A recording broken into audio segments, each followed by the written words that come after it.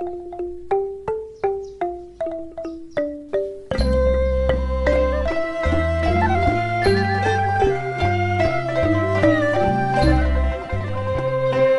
យន្តត្រជាក់ក្នុង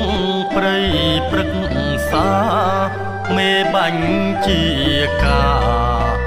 ពងរឹងស្មារតីមើងមាត់ធានា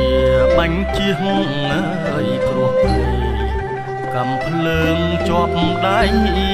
គ្រប់គ្រងស្ថានភាពបណ្ដាំយោធាឈរជើងជួមុខចាជាទំនុកថ្លែងផ្ដាំខេមរា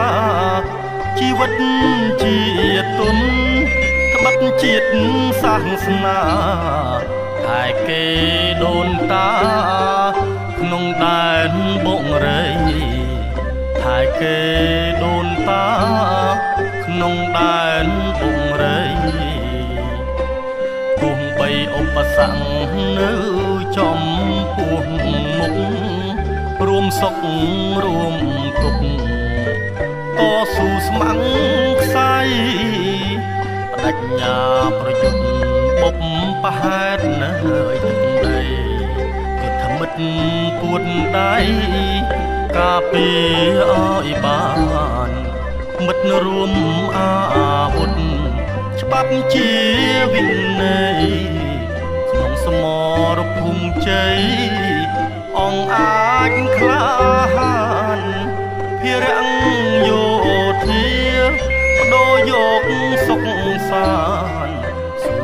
ឲ្យស្លាប់ប្រាណគុំឲ្យជាតិបាត់ស៊ូឲ្យស្លាប់ប្រាណគុំឲ្យជាតិបាត់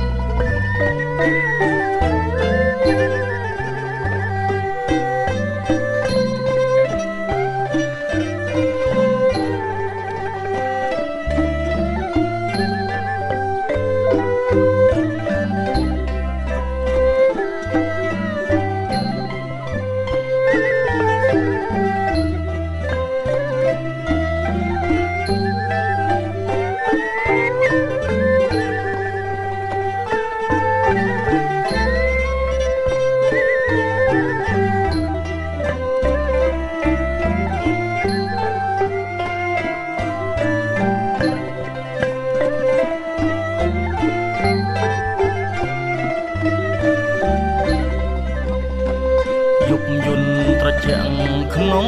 ព្រៃព្រឹកសាមេបាញ់ជាកាពងរឹងស្មារតី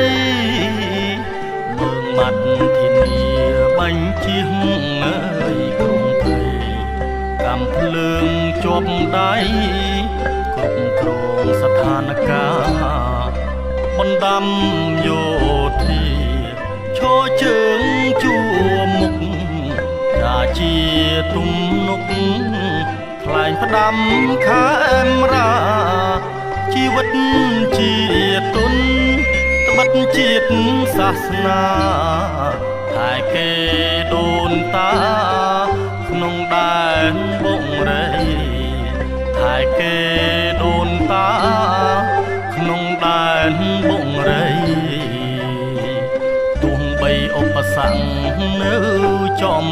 ពោះមុខរួមសុខរួមទុក្ខតស៊ូស្មាំងខ្សែបដិញ្ញាប្រយុទ្ធ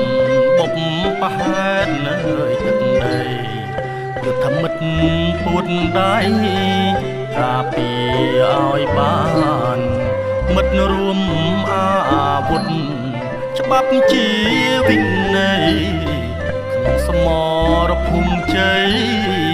អង្គអាចក្លាហានភារៈយោធាបដូរយកសុខសា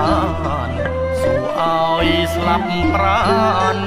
គុំឲ្យជាតិបាត់ស៊ូឲ្យស្លាប់ប្រាណ